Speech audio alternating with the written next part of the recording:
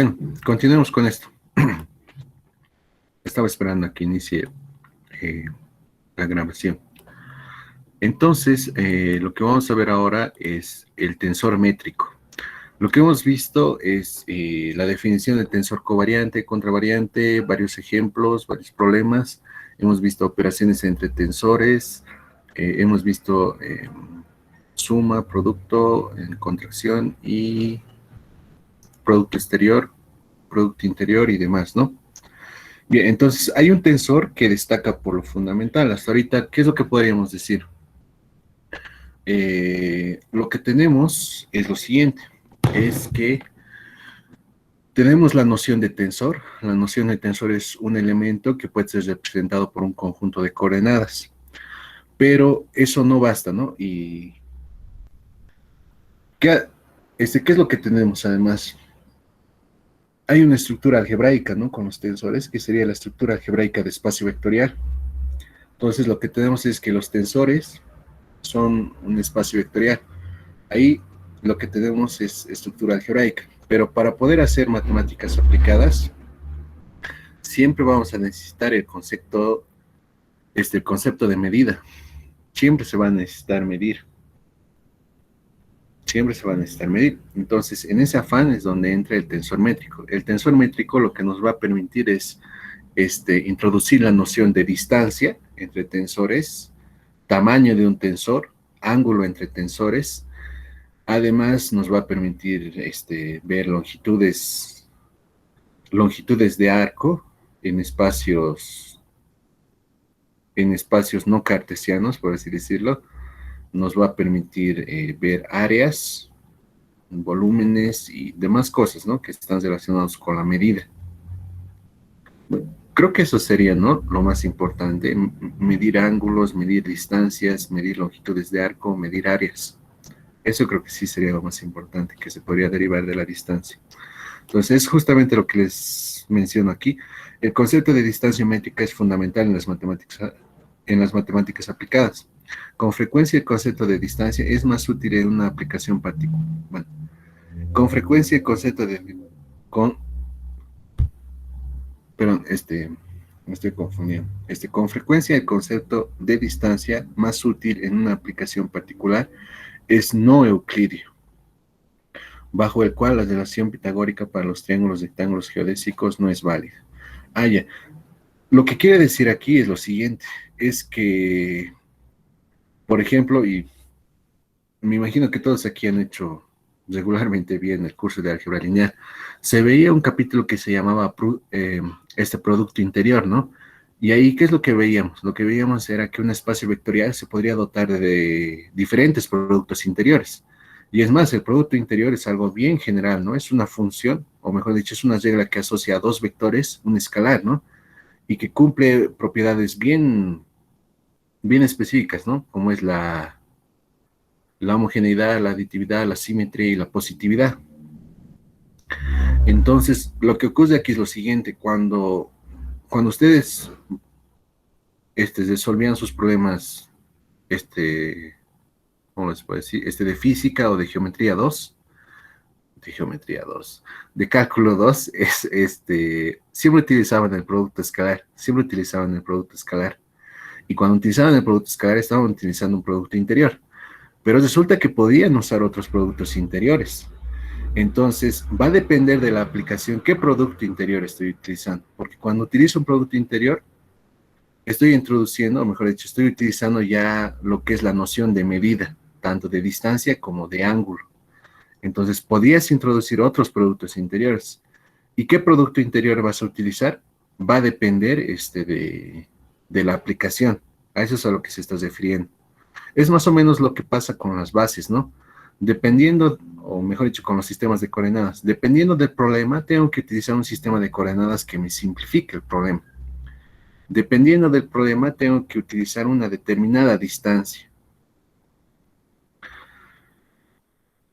Bien, entonces continuamos. Es justamente eso a lo que se refiere esto. El cálculo tensorial proporciona una herramienta natural para las formas asumidas por la métrica euclidiana en un sistema de coordenadas particulares. El cálculo tensorial proporciona una herramienta natural para las formas asumidas por la métrica euclidiana en en sistemas de coordenadas particulares. Ah, ya. Lo que nos está diciendo es que nuestra métrica va a cambiar dependiendo del sistema de coordenadas. Bueno, a ver, vamos a ver los ejemplos. Bueno, aquí tenemos una definición de tensor métrico. Ya lo habíamos definido para coordenadas curvilíneas, cuando veíamos coordenadas curvilíneas, pero el tensor métrico se puede calcular mediante esta fórmula. La matriz que contiene a los elementos del tensor métrico. Vean que el tensor métrico, ¿qué es lo que nos está diciendo esta notación? Es un tensor covariante de orden 2. Y que los elementos, que las coordenadas del tensor métrico, vistas como matriz, se pueden obtener de esta manera. Es la matriz jacobiana transpuesta por J. Entonces, otra vez, vuelvan a repasar o a ver esa parte en las que hemos definido las matrices jacobianas. Va a ser J transpuesta por J. Es una forma.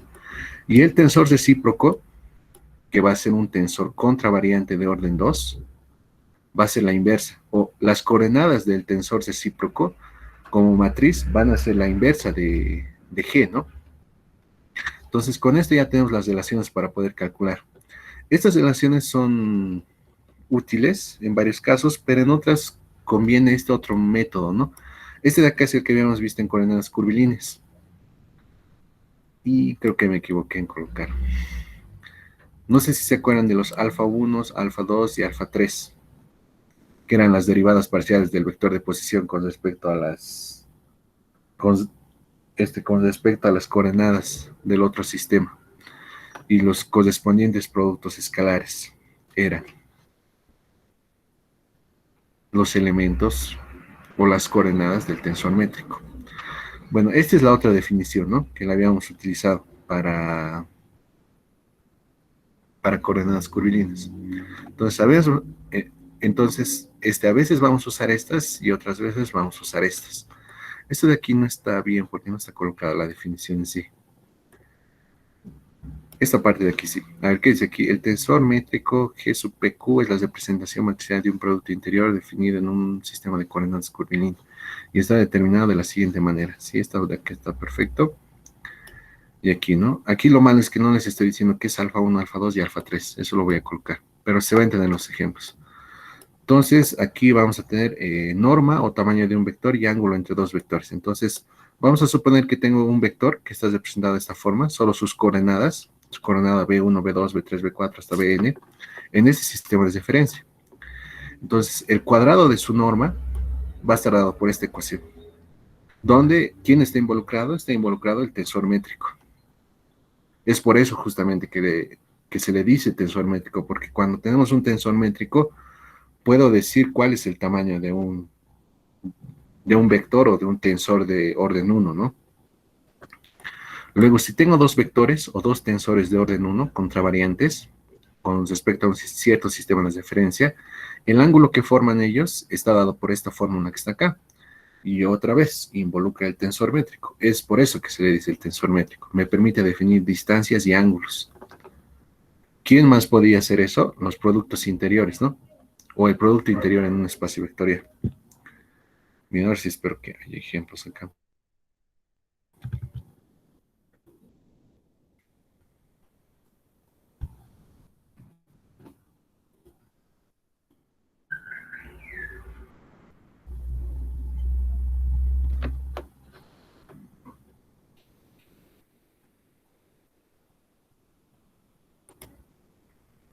Creo que desapareció mi pantalla, ¿no?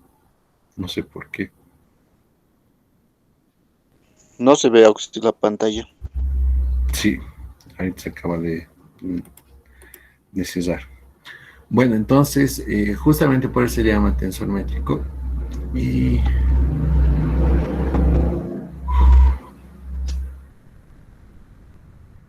hay varios problemas acá, pero voy a hacer un pequeño salto.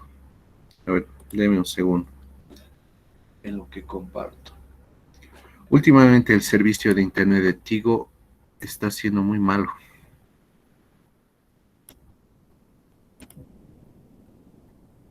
Malísimo.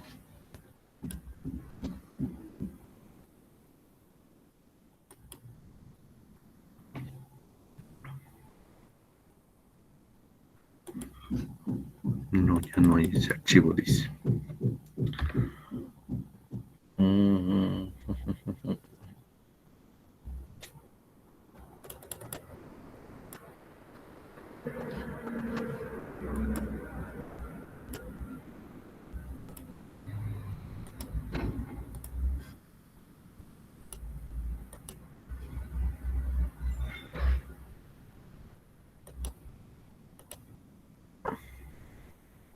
A ver, a ver, a ver.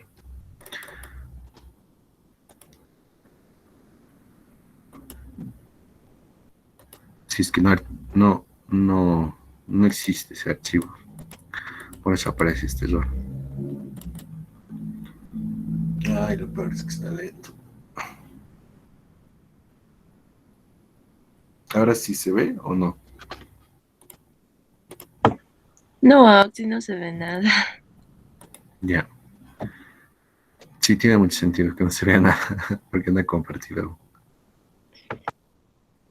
A ver, a ver, a ver. Bueno, pero lo están viendo en algún dispositivo, creo. Ya, ahora sí. Sí, ahora sí. Entonces, estos de acá son el tamaño de un vector y el ángulo entre dos vectores, pero en forma tensorial, ¿no?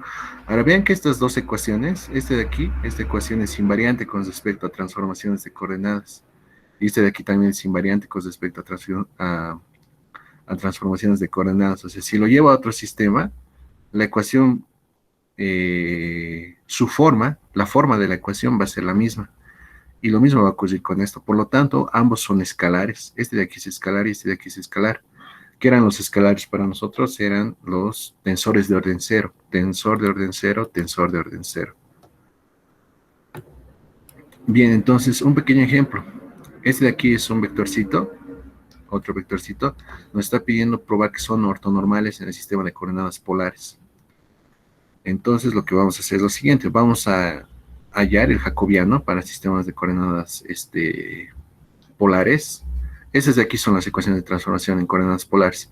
Este de aquí es el X, este de aquí es el Y, este de aquí es el R y este de aquí es el tita. Eso tal vez habría que hay que decirlo, ¿no? O aclararlo.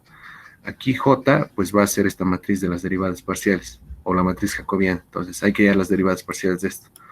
Nos va a dar esto, y voy a hallar el tensor métrico, pero por el otro método que les dije. Entonces J transpuesta por J, ¿qué me va a dar? Me va a dar G. Los elementos de G son los elementos del tensor métrico. Entonces, este de aquí es el tensor métrico para coordenadas polares. Para coordenadas polares. Otra vez les vuelvo a decir, revisen la parte en la que están definidas las matrices jacobianas. Ahí igual está aclarado muy bien. Esto de acá. Este de aquí es X, este de aquí es Y, este de aquí es R y este de aquí es tita. Entonces vean que me ha dado el mismo resultado, ¿no? Este de aquí es el tensor métrico para coordenadas polares. ¿Qué más nos falta ahora aquí?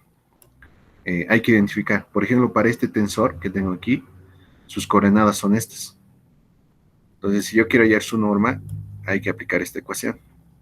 Ya conozco esto, que están acá. Entonces, solo hay que hacer la suma. Suma con respecto de I, luego cada uno de los términos suma con respecto de J, reemplazamos los elementos del tensor métrico, nos va a quedar esto, simplificamos un poco más, nos va a quedar esto, y luego reemplazamos las coordenadas, ¿no? U1 y, bueno, U1 y U2. Y nos va a quedar 1, ¿no? Y efectivamente, U es un vector unitario. Es un vector unitario. Lo propio para B. Sus coordenadas, ¿quiénes van a ser? Van a ser menos 4 quintos y 3 5 sobre X1. A ver, aquí hay que aclarar algo. Este E1 y este E2 son los vectores unitarios, pero para el sistema de coordenadas curvilínea.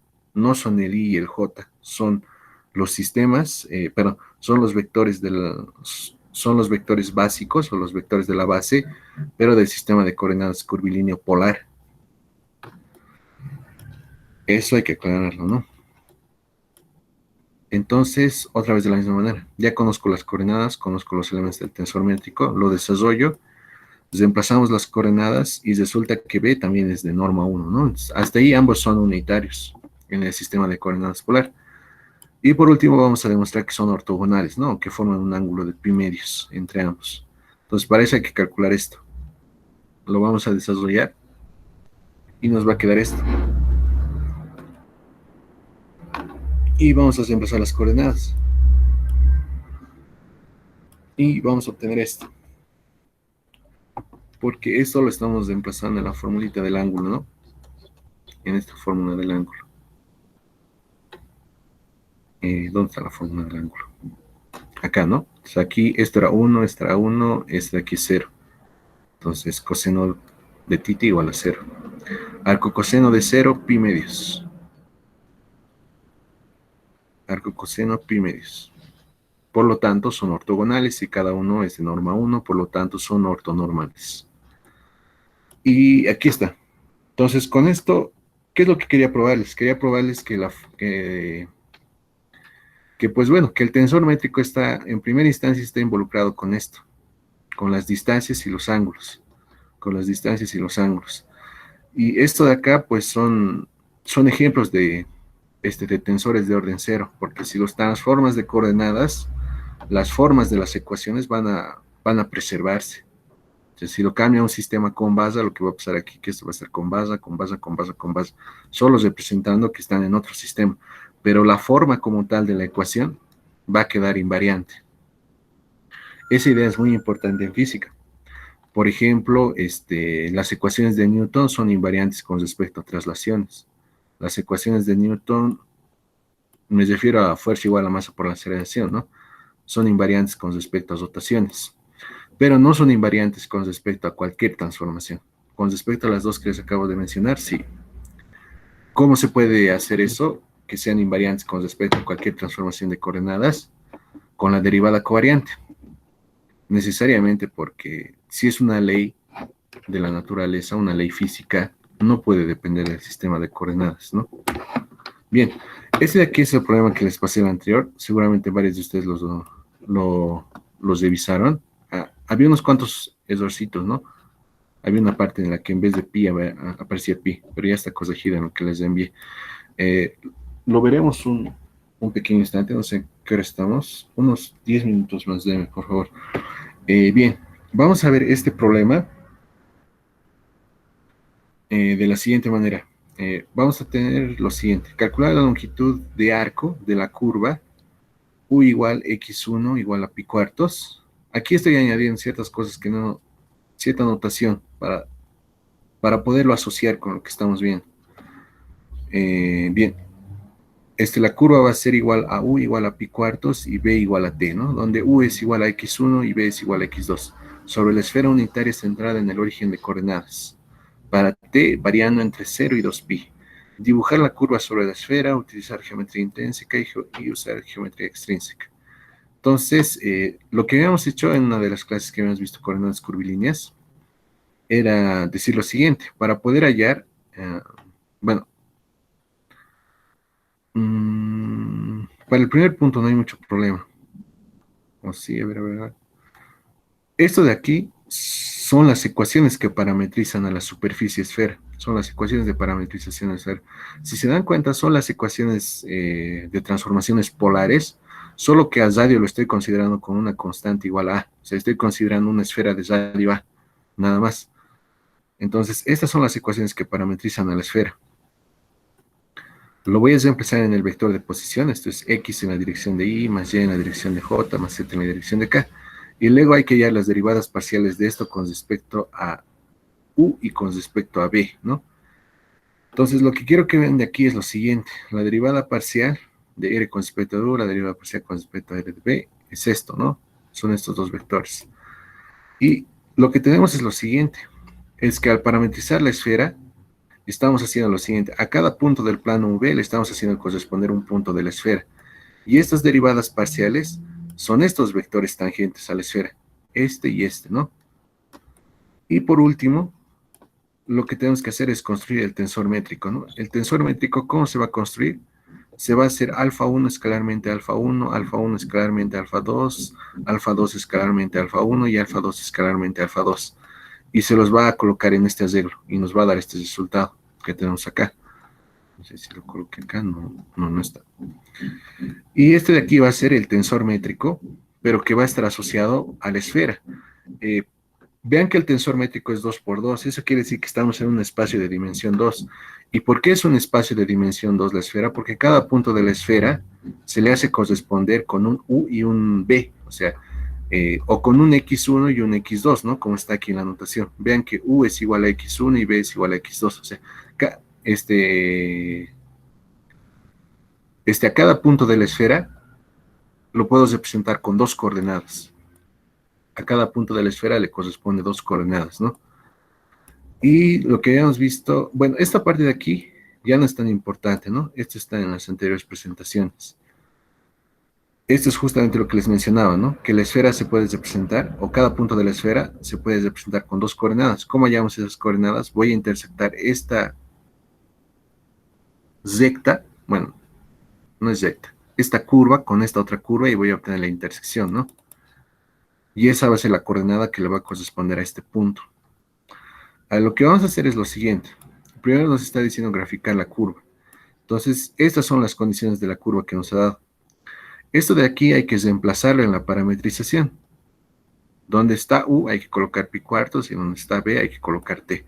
Reemplazando nos va a quedar esto y calculando esto de acá nos va a dar esto. Ahora vean que esto es X en función de T, Y en función de T y Z en función de T, ¿no? Aunque no aparece. Entonces, la curva va a ser esta. Esta va a ser la curva.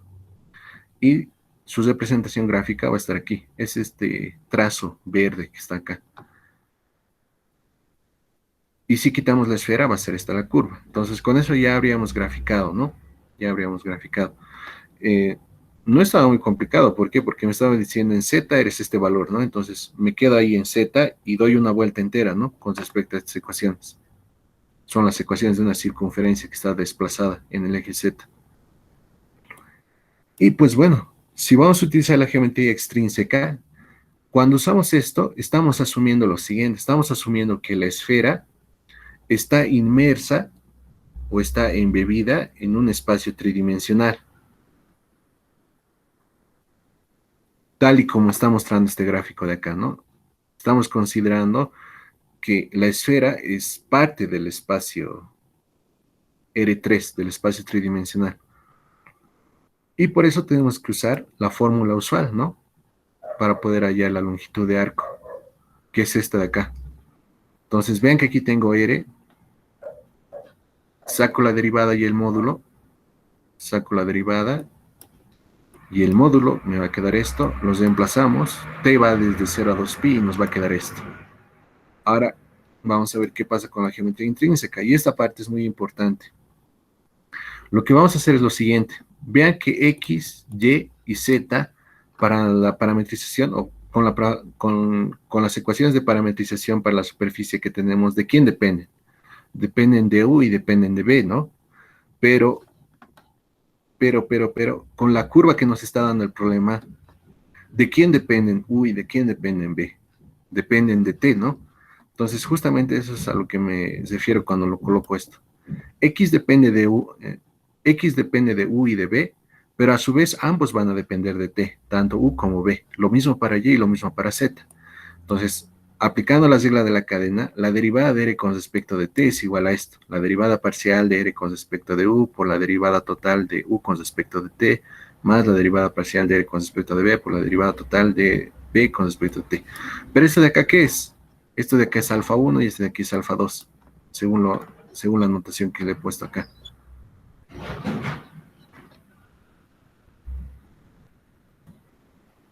Según esta, ¿no? Alfa 1, alfa 2. Bien, entonces, ¿qué es lo que nos está diciendo esta ecuación que tenemos acá?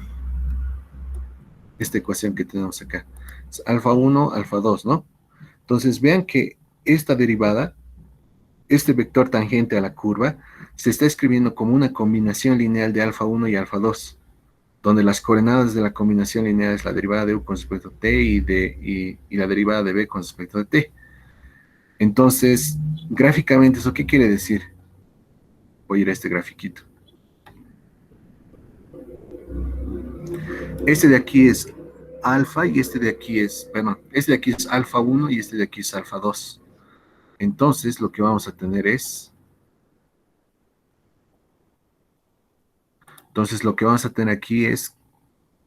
que el vector tangente a esa curva Va a ser una combinación lineal de estos dos que están acá. Ahora, vean que la formulita para poder calcular la longitud de arco es esta, ¿no? Lo que voy a hacer ahora es calcular el módulo de la derivada. ¿Qué es esto, no? Y el módulo de la derivada al cuadrado, ¿a qué es igual? A el vector, producto escalar, el mismo vector, ¿no? Entonces reemplazo eso que está aquí, es esto y esto, y lo voy a distribuir de esta manera. Voy a hacer las operaciones correspondientes y me va a quedar esto, esta bella ecuación que tenemos aquí. Donde este alfa 1,1 es G11, alfa 1,2 es G12, alfa 2,1 es 0 y G22 alfa 2 es esto de acá, ¿no? Y donde U es igual a X1 y B es igual a X2, ¿no? Eso los reemplazamos, todo esto que está acá los reemplazo acá y me va a quedar esto. Y vean que aquí ya puedo utilizar la notación de los índices, ¿no? Es justo por eso porque cambio U con estos símbolos, con índices para poder utilizar. Entonces lo vamos a aplicar y nos va a quedar esto. Lo voy a sintetizar más y nos va a quedar esto. Y luego lo voy a llevar acá. Entonces, ¿qué es lo que estoy diciendo acá? Estoy diciendo que la norma del vector tangente a la curva, está dada por esta ecuación. Y esta ecuación que involucra al tensor métrico. Vean otra vez, noción de medida está ligada ¿a quién? Al tensor métrico. Entonces, la fórmula para la longitud de arco va a ser esta. Y lo voy a reemplazar acá, ¿no? Tac. Y voy a desarrollar ahora todo esto. Otra vez de vuelta. Lo voy a estirar de esta manera. Voy a reemplazar, vean que este es 0, este de aquí es 1, este de aquí es esta expresión. Simplificando un poco más me va a quedar esto. Ahora hay que reemplazar esto, ¿no? X1 igual a pi cuartos y X2 igual a t. Bueno, en realidad lo que hay que hacer es hacer la derivada parcial, bueno, la derivada con respecto a t. De esto va a ser 0 y de esto va a ser 1. Los reemplazamos, nos va a quedar esto, pero esto de aquí es seno al cuadrado de x1. X1, ¿cuánto espero? Pi cuartos. Los reemplazamos, de ahí vamos a obtener esto, o sea, todo va a ser una constante aquí, ¿no? Nos va a salir raíz de 2pi. Y esto de aquí sería utilizando geometría intrínseca. ¿Cuál es la diferencia con respecto al otro? Con respecto a la geometría extrínseca. Es que no estoy considerando a la esfera como parte del espacio R3. Estoy considerando a la esfera como un espacio curvo en sí. No necesito saber nada sobre R3. Solo necesito saber la métrica sobre la esfera. Solo estoy considerando la métrica sobre la esfera. Cuando estamos haciendo con la geometría extrínseca, estoy considerando la métrica de R3. ¿Cuál sería el tensor métrico en R3? El tensor métrico usual que está usando esta fórmula. Sería la matriz identidad, ¿no? Pero aquí está usando la, ¿cómo se llama? La métrica, pero que es propia de la esfera. Y ven que aquí se está calculando de otra manera, ¿no? El tensor métrico. No estoy utilizando matrices jacobianas. Estoy utilizando las derivadas parciales del vector de posición con respecto a la parametrización de la superficie. Y de ahí surge esta bella fórmula que está acá, ¿no? Esto de acá. Ahora, lo interesante de esto es que esta fórmula se cumple para espacios n-dimensionales, con cualquier sistema de coordenadas, siempre y cuando se pueda diferenciar y demás, ¿no? Hay esas restricciones, pero por lo general siempre vamos a tratar con casos muy, muy normales y no va a haber esos problemas. Entonces, esto de aquí se puede generalizar. Y ahí es donde entra esta idea, ¿no? La longitud de arco en el espacio euclidiano. La expresión o fórmula clásica para calcular la longitud de arco en varios sistemas de coordenadas conducen a una fórmula general del tipo. Y es justo lo que les acabo de mostrar, ¿no? No hemos visto cómo se deduce esto, pero para la esfera. Pero lo que resulta es que esto se va a cumplir en general para un sistema coordenado n-dimensional. Despejando se va a volver así, ¿no? Aquí esto, despejando ese, ¿no? Nos va a quedar esto. Entonces, esto de aquí es la fórmula de la longitud de arco en cualquier sistema de coordenadas. Entonces, la longitud de arco de una curva, vean que si yo cambio de coordenadas, esta ecuación no va a cambiar de forma. Por lo tanto, es un escalar o invariante o tensor de orden cero. Otro ejemplo de tensor de orden cero es este, es un escalar, perdón, es la longitud de arco de una curva, lo cual tiene sentido, ¿no? Si cambio de sistema de coordenadas, ¿tendrá sentido que la longitud de arco de mi curva cambie? No tiene mucho sentido, ¿no? Y pues bueno, aquí está el caso que les mencionaba, para el caso tridimensional, en coordenadas cartesianas, el tensor métrico va a ser la delta de Kronecker, y por lo tanto va a ser esto de acá, la longitud de arco, y es lo que usualmente usamos, ¿no? Y esto de aquí va a ser el cuadrado de la diferencial de arco, en coordenadas cartesianas. Y en coordenadas generales va a ser esto de acá. Y pues bueno, hay n+1 ejemplos que les acabo de pasar. Creo que vamos a necesitar una clase más el día, no sé qué día tienen tiempo. ¿Está bien el jueves en la tarde o no? ¿O está todo bien? Por el momento ahí quedamos. En la noche sí, se podría. Sí, a ver, un dato. Entonces, a ver, vamos a ver esto de recuperar clase. Por el momento, ¿hasta ahí hay alguna duda antes de que continuemos?